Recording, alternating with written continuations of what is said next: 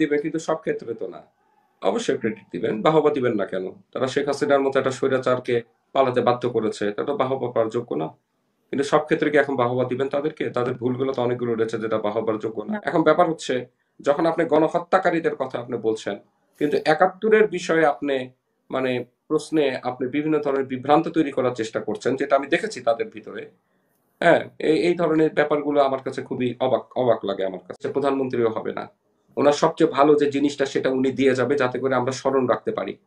কিন্তু এই দেশের মানুষের একটা চরিত্র রয়েছে, সেটা হচ্ছে ভালো করলে তাকে ফুলের মালা দিবে, আর সে যদি খারাপ করে তাহলে কি মালা দেয় সেটাও সবার জানা আছে।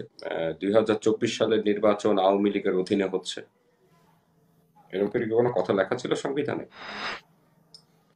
সংবিধানে লেখা ছিল যেভাবে নির্বাচনটা হওয়া দরকার সেই নির্বাচনে অনেকে আন্দোলন হিসাবে তারা নির্বাচনে অংশগ্রহণ করেছে, কেউ হয়তো বা চাপে পড়ে নির্বাচন করেছে, কেউ হয়তো বা পরিচিতির জন্য নির্বাচন করেছে, কিন্তু তারা সর্বভাবেই মনে করেছে কিছু কিছু রাজনৈতিক দল যে নির্বাচন বয়কট করাটা এটা বুদ্ধিমানের কাজ হবে না, বা এটা রাজনৈতিক কোনো কৌশল হতে পারে না। কিন্তু সংবিধানে কোনো জায়গায় লেখা ছিল না যে ২০২৪ সালে আওয়ামী লীগের অধীনে নির্বাচন। এটা সংসদ দ্বারা পাশ করা হয়েছিল, কোর্টে রায় হয়েছিল, তত্ত্বাবধায়ক সরকার ব্যবস্থা বাতিল হয়েছিল। সবই তো আপনার আইন আইন দিকে পরিশুদ্ধ। এখন কে জানতো যে ২০২৪ সালে শেখ হাসিনা চতুর্থবার ক্ষমতায় আসার পরে অহমিকা এরকম বেড়ে যাবে, যে কিনা বলবে আমার মানে পিতার 18 পরে কি আপনারা বুঝতে পারেন নাই অহমিকা বেড়ে যাবে কি বেড়ে যাবে না? 18তে আসলে যখন অহমিকা বিএনপি কে যদি, আসতে দেয় নাই 28শে অক্টোবর যে ঘটনা ঘটলো, তারপরে তাদেরকে জেলে নিয়ে গেল। আমি তো, একটা আচ্ছা দলকে ঠিক আছে, বড় দলকে ঠিক আছে, আমি ২০২৪ সাল পর্যন্ত হয়তোবা বুঝতে পারি নাই, কিন্তু বিএনপির বুঝতে 4 বছর লাগলো কেন যে এই সংসদটা ঠিক না, পদত্যাগ করা দরকার? 7 বছর ছিল কেন তারা? এবং যেভাবে তারা পদত্যাগ করেছিল, এই তো এখানে, এই যে কি বলে আপনার 4 গোলাপ বছর শাহ, 2018 সালের। হুম। হ্যাঁ, তো 4 বছর তারা যে সংসদে ছিল তাদের ভিতরে এই অনুভূতিটা আসে নাই যে এক মুহূর্তের জন্য এখানে থাকা দরকার নাই আমার। তো ব্যাপারটা হচ্ছে যে রাজনীতিতে সবাই কম বেশি তার কৌশল অবলম্বন করেছে, কম বেশি সবাই ভুল করেছে, সবাই ভুক্তভোগী। 53 বছরে কোনো রাজনৈতিক দল বাদ নাই যে জনগণ দ্বারা তারা তো সেটা আপনার নিশ্চয়ই আমরা প্রত্যাখ্যিত ছাত্রদেরকে হয়েছে। ক্রেডিট দিব। সবার চোখ কান খুলে দিয়েছে সব দলের এবং সব মতের। অবশ্যই আপনি ক্রেডিট দিবেন, কিন্তু সব ক্ষেত্রে তো না। অবশ্যই ক্রেডিট দিবেন, বাহবা দিবেন না কেন? তারা শেখ হাসিনার মতো একটা স্বৈরাচারকে পালাতে বাধ্য করেছে, এটা তো বাহবা পাওয়ার যোগ্য না। কিন্তু সব ক্ষেত্রে কি এখন বাহবা দিবেন তাদেরকে? তাদের ভুলগুলো তো অনেকগুলো রয়েছে যেটা বাহবার যোগ্য না। না, পালানোর বিষয়টা আরেকটা। কিন্তু আন্দোলনের শুরুটা তার আগে। পালানো হ্যাঁ, যেরকম সব তাহলে দলের বাহবা অংশগ্রহণ ছিল অবশ্যই সেখানে। তাদেরকে বাহবা দিতে হবে, অবশ্যই। কিন্তু তারপরও সব ক্ষেত্রে কি আপনি এখন তাদেরকে বাহবা দিবেন? তারা তো কিছু কিছু ভুল রাজনীতির পরিবেশ তৈরি করার চেষ্টা করছে যেটা রাজনীতির সাথে যাচ্ছে না। এবার রাজনীতির সাথে যদি না যায় সেটা রাষ্ট্রের সাথে যায় না। রাষ্ট্রের সাথে যদি না যায় তাহলে সেখানে গণতন্ত্র, নির্বাচন, যে প্রশ্নে আপনি আসেন না কেন সবকিছুই প্রশ্নবিদ্ধ হবে। এই যে ওরা বলছে যে জাতীয় সরকারের জন্য বিএনপি মানে সমর্থন করে নাই, আমি তো এটাকে যুক্তিসঙ্গত মনে করি। বিএনপি এমন একটা সরকার, একটা দলে থেকে একটি সরকারে জাতীয় সরকার গঠন হবে কিসের কারণে? তাহলে তো একটা দলীয় সরকার হয়ে গেল এসব, তাই না? আপনি কি লেখা আছে সংবিধানে, কি আছে যদি রানিং গভর্নমেন্ট, মানে ধরেন নির্বাচিত সরকার যদি সে দেশ চালাতে ব্যর্থ হয় বা ফেল করে, তাহলে ওই 5 বছরের ভিতরে কি সরকার গঠন হবে? ছায়া সরকার গঠন হবে, তো বিরোধী দল যে থাকবে সেই কিনা সরকারে আবার চলে আসবে। এটা তো নিয়ম, এসবই তো ছিল। কিন্তু আমরা তো কোনোটাই তো মানি নাই, আমরা তো কোনোটাই তো নিজেদের মতো, নিজেরাই নিজেদের মতো সংবিধান তৈরি করেছি, নিজেদের বক্তব্য দিয়ে নিজেরাই দেশ পরিচালনা করার চেষ্টা করেছি, সংবিধানকে আমরা মানি নাই, কোনো কিছুকে আমরা মানি নাই। আজকে তারা 72-এর সংবিধানের মানে মুজিবাদী সংবিধান হিসেবে তারা বলছে। 72-এর সংবিধান কি মুজিববাদী সংবিধান? জানি না মুজিববাদ কি জিনিস, তা বলতে পারি না। এটা 30 লক্ষ শহীদের রক্তের বিনিময়ে লেখা এই সংবিধান। সেখানে জাতীয়তাবাদ, সমাজতন্ত্র, গণতন্ত্র, ধর্মনিরপেক্ষতার কথা আছে। সেখানে তারা হয়তো আজকে ধর্মনিরপেক্ষতাকে অন্যরকম ভাবে বর্ণনা দিতে চাচ্ছে, তাই না? তাই তো নাকি রাসেল ভাইরা? আপনারা তো মনে হয় এটা নিয়ে কথা বলছেন, কিন্তু মনের মধ্যে প্রশ্ন করে বলেন তো, ইসলাম ধর্ম, রাষ্ট্র ধর্ম ইসলাম, এটা নিয়ে কথা বলে কিনা? এ সাহস আছে কিনা বলার মতো? আপনি ধর্ম নিরপেক্ষ, ধর্মীয় স্বাধীনতা, যত কথাই আপনি বলেন, রাষ্ট্র ধর্ম ইসলাম নিয়ে কথা বলতে পারবে? তো ব্যাপারটা হচ্ছে যে আপনি কি করতে চাচ্ছেন আপনি এখনই ঠিক করতে পারছেন না, আপনি সবকিছুর উপর হাত দেওয়ার চেষ্টা করছেন অভিজ্ঞতা ছাড়া। এটা হলো এখন মূল সমস্যা। আরেকটা জিনিস হচ্ছে যে দেখেন, আমরা যে যত বড় কথাই বলি না কেন, আলটিমেটলি নির্বাচন করতে গেলে নির্বাচন দলগুলোকে প্রয়োজন হবেই। আজকে নির্বাচন সংস্কার কমিটির যিনি দায়িত্বে রয়েছেন, তিনি কি স্বতন্ত্র একটা কথা উনি বলেছেন যে 500 ইয়েকে কি সিগনেচার লাগবে, হলফনামা লাগবে, এই লাগবে ওই হুম লাগবে, হুম তাই না? আপনি যদি আওয়ামী লীগকে নির্বাচনে আপনি আসতে না দেন, হলো ঠিক আছে, আমি ধরেই নিলাম আওয়ামী লীগ আগামীতে নির্বাচন তাকে সুযোগ করে দিলেও সে মুখ দেখাতে পারবে না। তো তার লোকেরা যদি আপনি স্বতন্ত্রে দাঁড়ায়, আপনি কি করতে পারবেন? কোনোভাবে কি আটকানোর কোনো উপায় আছে আপনার? কোনো দিকে তো উপায় নাই আপনার আটকানোর মতো। মূলত হচ্ছে যে যারা হত্যাকাণ্ডের সাথে জড়িত ছিল, এই গণহত্যার সাথে জড়িত ছিল, তাদের বিচার আপনার করতে হবে এবং সুস্থ বিচার তাদের করতে হবে, এবং সেখানে কোনো আইনি আপনার কোনো মারপ্যাচ থাকা যাবে না, তাদেরও উকিল সেখানে দিতে হবে। এখন ব্যাপার হচ্ছে, যখন আপনি গণহত্যাকারীদের কথা আপনি বলছেন, কিন্তু 71-এর বিষয়ে আপনি মানে প্রশ্নে আপনি বিভিন্ন ধরনের বিভ্রান্ত তৈরি করার চেষ্টা করছেন, যেটা আমি দেখেছি তাদের ভিতরে। হ্যাঁ, এই ধরনের ব্যাপারগুলো আমার কাছে খুবই অবাক অবাক লাগে আমার কাছে।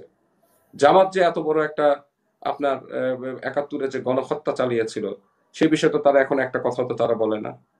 এই যে ইতিহাস লেখার যে পরিবর্তনগুলো বইতে আসলো, ইতিহাসগুলো পড়লাম, সেখানে কি বলে বঙ্গবন্ধুর সাথেই মার্চের ভাষণ এটা আসছে, তারপরে শহীদ রাষ্ট্রপতি জিয়া রহমান, তিনি তখন মেজর জিয়া, ওনার ঘোষণার কথা আসছে, এই উল্লেখ করা আছে। এটা কোথায় যে রাজাকার আল বদর বাহিনীরা যে বিরুদ্ধে কাজ করেছিল সে কথা ওখানে উল্লেখ করা আছে? কি বলছে ওই জায়গায়? দেখছেন আপনি? ওখানে পাবেন। তারা গেল কোথায়? আপনি ঘোষণা কে দিল, ঘোষণা কে দেয় নাই, কে ঘোষণা দিতে পারে আর কে পারে নাই, এটাই আপনি সমস্যার সমাধান করতে পারেন নাই। এর ফাঁকে যারা অপরাধী ছিল, তারা ফাঁক টালতে বের হয়ে চলে গেছে। ওই 71-এর চেতনা কিন্তু খুব মারাত্মক চেতনা। এটা কিন্তু পুরো দেশকে, রাষ্ট্রকে পরিবর্তন করে দেয়। আপনার এখন যেটা হয়েছে, 71-এর চেতনাকে কেন্দ্র করেই কিন্তু শেখ হাসিনাকে দেশ ছেড়ে পালাতে হলো। কেন? ওই যে কথাটা বলে নাই, রাজাকারের কথাটা, ওটা কোত্থেকে আসছে? ওই যে 71-এর চেতনা। ওই 71-এতে কি বলছে? সবাই রাজাকার। আপনারা ছাত্ররা কি তখন স্লোগান তুলেছিলেন? আমি কে, তুমি কে, রাজাকার রাজাকার, কে বলেছে স্বৈরাচার স্বৈরাচার, তাই না? 71-এর চেতনা, 71-এর চেতনা খুব মারাত্মক একটা চেতনা। এটার সাথে 24-এর চেতনাকে কখনো মিলানো যাবে না। 24-এর চেতনা 24-এর চেতনাই, 90-এর চেতনা 90, 69-এর যে গণ অভ্যুত্থান হয়েছে সেটা একটাই চেতনা। সেটা পরবর্তীতে আমাদের রাষ্ট্রের স্বাধীনতা এনে দিয়েছে, এটা মেনে নিতে হবে। কাউকে ছোট করার জন্য কাউকে বড় করতে হবে, কাউকে বড় করার জন্য কাউকে ছোট করতে হবে, এই প্রবণতা থেকে যদি বের না নিয়ে আসেন, তাহলে আমাকে বলতে হবে আওয়ামী লীগ যে শিক্ষাটা দিয়ে গেছে সেটার অনুসরণ আপনারা করছেন, সে একই পথে আপনারা হাঁটছেন।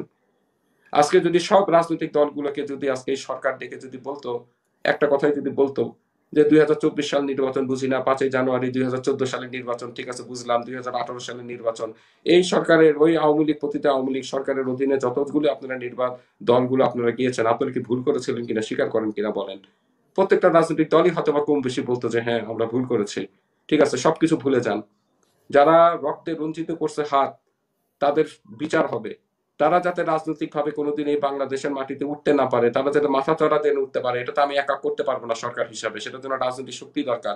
প্রত্যেকটি রাজনৈতিক দল এটার জন্য আপনারা কাজ করেন, যাতে করে এই ধরনের স্বৈরাচারের যাতে আবার আপনি তৈরি না হয়। এসব ঐক্যমতের, এটাকে বলে ঐক্যমত, এটাকে বলে বড় মনের পরিচয়। আজকে ডক্টর মোহাম্মদ ইউনূস বাংলাদেশের রাজা না, উনি ভবিষ্যতে কোনোদিন এই দেশের প্রধানমন্ত্রীও হবে না। ওনার সবচেয়ে ভালো যে জিনিসটা সেটা উনি দিয়ে যাবে, যাতে করে আমরা স্মরণ রাখতে পারি।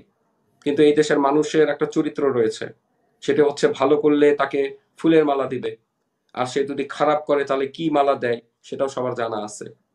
তা আপনি এত বড় একটা রিস্ক দেশের জনগণকে বুঝেও যদি আপনি পালস বোঝার চেষ্টা না করেন, রাজনৈতিক দলগুলোকে যদি বিভক্ত রাজনীতির দিকে যদি আপনি ডিভাইড অ্যান্ড রুল পলিসিতে যদি আপনি দীর্ঘমেয়াদী পরিকল্পনার মধ্যে থাকেন যে আমি কবে নির্বাচন দিব কবে দিব না, এদের ভিতরে বিভক্তি তৈরি করে দিয়ে আমি একটা অনন্তকালের জন্য একটা 2 বছর 5 বছর আমি কাটাই যেতে পারি, তাহলে তো এটা চলবে না। তখন হবে কি জানেন, বিএনপি বুঝবো। আন্দোলন করতে চাইলেও বিএনপি তখন কোনো দলকে কাছে পাবে না। আজকে একটা ঐক্যমতের জায়গায় আমাদেরকে পৌঁছাতে হবে। সেটি হচ্ছে যে ভুলে যেতে হবে যে দেশ রাষ্ট্র গঠনের জন্য কম বেশি প্রত্যেকটি রাজনৈতিক দলই জড়িত, সবাই জড়িত। 1996 সালে যখন বিএনপি নির্বাচন করেছিল, রাস্তা থেকে ডেকে নিয়ে যে মানুষ ক্যান্ডিডেটকে টাকা দিয়ে দিয়ে স্বরাষ্ট্রমন্ত্রীর বাসায় টাকা দিয়ে দিয়ে তাদেরকে নির্বাচনে অংশগ্রহণ করাইছে, যেটা 15 ফেব্রুয়ারি নির্বাচন। আমি আপনাকে প্রমাণ দিতে পারবো।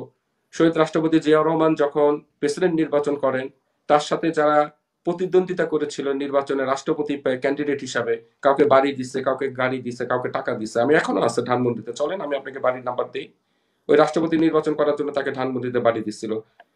তো এইসব ইতিহাসটা এখন টানাটানি করলে সবারই কাদা ছোড়াছুড়ি হবে। কেউ তো কম বেশি দোষ অপরাধ তো কেউ কম বেশি করে নাই, রাজনীতিতে ভুল তো কম বেশি কেউ করে নাই, সবাই তো করছে। তাহলে এখন নতুন এই বৈষম্য বিরোধী ছাত্র আন্দোলন, তারা যেই স্বপ্নের জায়গাটা দেখাতে চাচ্ছে, এবং এই সরকার একটা যে আইডিয়া, যে একটা সকল অত্যাচার অনাচারের বিরুদ্ধে একটা আইডিয়া হিসাবে তারা আসছে, সেই আইডিয়াটা যখন আমি প্রতিফলন দেখছে না দেশের জনগণ, রাজনৈতিক দল হিসাবে যখন আমি দেখছি না, তখন তার ভিতরে তো সন্দেহ আমার আসবে। তখন তো আমার বলতেই হবে যে খুব দ্রুত নির্বাচনের মাধ্যমে প্রতিনিধির হাতে ক্ষমতা হস্তান্তর করে দেন। এখন এটা ছাড়া আর কোনো পথ নাই। তবে আমি খারাপটার জন্য মানে প্রস্তুত আছি, তবে আমি সবচেয়ে সেরাটা আমি আশা করি, সবচেয়ে ভালো জিনিসটা আমি আশা করি। এবং আমি আশা রাখি বৈষম্য বিরোধী ছাত্র আন্দোলন তারা এখনই এত হুড়াহুড়ি না করুক, তারা একটু ধীরে সুস্থে চলুক। তারা রাজনৈতিক দল করবে, তারা জনগণের কাছে যাবে। আমি কে আপনাকে প্রত্যাখ্যান করার? আমি কেউ না, আমি তো নিজে রাজনীতি করি। আপনারা জনগণের কাছে যাবেন, জনগণ আপনাদেরকে নির্বাচিত করবে কি করবে না, জনগণ আপনাদেরকে সমর্থন করবে কি করবে না, এটা মাঠের রাজনীতিতে হবে। এখনই একে অন্যের বিরুদ্ধে, রাজনৈতিক দলগুলোর বিরুদ্ধে কথা বলে এরকম একটা পরিস্থিতি তৈরি করেন না, যেটা কিনা দেশের জনগণ বিভ্রান্ত হবে। আমাদের কাজ সবার হচ্ছে জনগণের কাছে যাওয়া। আমার কাজ বৈষম্য বিরোধী ছাত্র আন্দোলন কি রাজনীতি করছে সেটা নিয়ে আমার বিশ্লেষণ করার কোনো প্রয়োজন নাই। হ্যাঁ, আমি বিশ্লেষণ করব, ভুল ত্রুটিগুলো আমি তো জনগণের কাছে তুলে ধরবো, সেটাই তো আমার রাজনৈতিক হাতিয়ার হিসাবে হবে। না তো আপনাকে যদি আমি সেভাবে জনগণের কাছে উপস্থাপন না করতে পারি, তাহলে আমি নির্বাচনে আমি জিতবো কিভাবে? এটাই নিয়ম। তো ব্যাপারটা হচ্ছে যে আমরা সর্বশেষেই একটা জায়গাতে আমরা কাজ করতে চাই, সেটি হচ্ছে যে সকল রাজনৈতিক দলের এখন অনেক বড় কর্তব্য। এই কর্তব্য পালন করার জন্য এই সরকারকে অনেক বেশি আন্তরিক হতে হবে, এবং ওই রিসেট বাটন টিপার মাধ্যমে সবকিছু গায়েব করে দেওয়া হবে, এই চিন্তা চেতনা থেকে আমি মনে করি আমাদের বের হয়ে আসতে হবে। আর শেখ হাসিনা সারাক্ষণ যে মাথার মধ্যে এই যে হাসিনা ফিরবে, আরে হাসিনা গন কেস, উনি চলে গেছে, নাই, ওনার ফিরে আসার সম্ভাবনা একদমই নাই। আর ফিরবে কিভাবে? কোথা থেকে নির্বাচন করবে? কিভাবে নির্বাচন করবে? ওই দিল্লিতে বসে কেউ নির্বাচন করবে? এটা সম্ভব? তাই কিভাবে উনি প্রার্থী দিবে কোথা থেকে? উনি প্রার্থীদের নৌকা বরাদ্দ দেবে কোথা থেকে? দিল্লিতে বসে কি উনি সিগনেচার করবে? এটা জনগণের উপরে ছেড়ে দেন। এখন বারবার বলা জনগণের উপরে ছেড়ে দেন, জনগণের উপরে ছেড়ে দিতে গেলে তো নির্বাচনে আনতে হবে, আওয়ামী লীগকে আনতে হবে না? জনগণ ওখানে তো প্রত্যাখ্যান করবে, তার পথটা তো সেখানে বাধাগ্রস্ত করতে হবে। আপনার কাজ হচ্ছে জনগণকে বোঝানো, এই ফ্যাসিবাদ যারা কায়েম করেছিল, যারা গণহত্যার সাথে জড়িত, তাদেরকে জনগণ প্রত্যাখ্যান করবে। এটা হচ্ছে রাজনৈতিক কর্মসূচি হওয়া দরকার। এটা আমার নিজের ব্যক্তিগতভাবে একটা দলকে বাধাগ্রস্ত করা এটা আমার দায়িত্ব না। এটা যদি সে রাষ্ট্রের ক্ষমতায় থাকে তাহলে এটা আমার দায়িত্ব হয়ে দাঁড়ায়। তো আমি আশা রাখবো যে সকল কিছু হোক না কেন, সকলেই যাতে আন্তরিকতার সাথে দেশের জন্য আমরা কাজ করি। আমাদের রাজনৈতিক দল আমাদের ছোট পরিসরে হলেও আমাদের যতটুকু রাজনৈতিক ক্ষমতা রয়েছে, আমরা এই দেশের স্বাধীনতা, সার্বভৌমত্ব সবকিছু রক্ষার জন্যই আমাদের সর্বাত্মক আমাদের সহযোগিতা থাকবে। যদি আপনারা সেটা গ্রহণ করেন তাহলে তো খুবই ভালো। আর যদি গ্রহণ আপনারা না করতে চান, তাহলে আমাদের নিজস্ব কর্মসূচি নিয়ে আমাদের জনগণের কাছে থাকতে হবে। আপনারা যাতে কোনোভাবে বাধার সম্মুখীন আপনারা যাতে না করেন, সেটাই আমরা আশা করব। ধন্যবাদ আপনাকে।